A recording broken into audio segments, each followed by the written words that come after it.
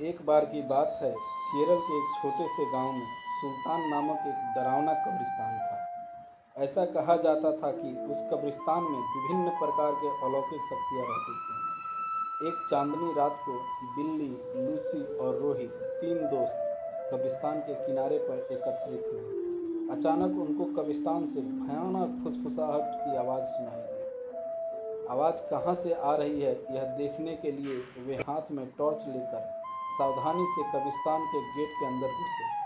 जैसे ही वे कब्रिस्तान के दाखिल हुए, हवा तेज चलने लगी। अचानक उन्होंने एक इंसान को एक मकबरे के पास टहलते हुए देखा। वो उदास और खोया हुआ दिखाई दिया। इसीलिए बिल्ली, लूसी और रोहित उनके पास आए और पूछा, कौन हो तुम और इतनी रात को यहाँ क्या कर रहे हो? तो उसने जवाब दिया कि मैं एक आत्मा हूँ और मेरा नाम अकबर है। अकबर ने उन्हें उस भयानक अभिशाप के बारे में बताया जो इस कब्रिस्तान के सभी आत्माओं को परेशान करता था।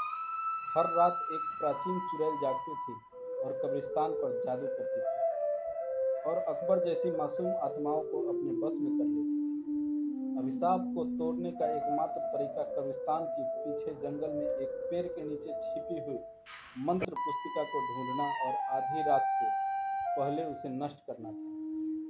जादुई पुस्तक ढूंढने की संकल्प लेकर बहादुर तिगड़ी अपने मिशन पर निकल पड़ी। उन्होंने अंधेरे में मकबरों के बीच रास्ता खोजा, जंगल में जाने के लिए, और इस बात का ध्यान रखा कि आराम करने वाली आत्माओं को परेशान न किया जाए। रास्ते में उन्हें बोन्स नामक एक शरारती छोटे कंकाल का सामना करना पड़ा, जो उन्हें जादू की किताब खोजने में मदद करने के लिए तैयार हो गया।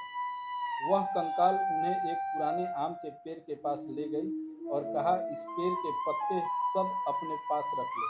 अगर ये पत्ता तुम्हारे पास रहेगा तो वह चुड़ैल तुम्हारा कुछ नहीं बिगाड़ सकती और ये पत्ता तुम्हें जादुई किताब हासिल करने में मदद करेगा।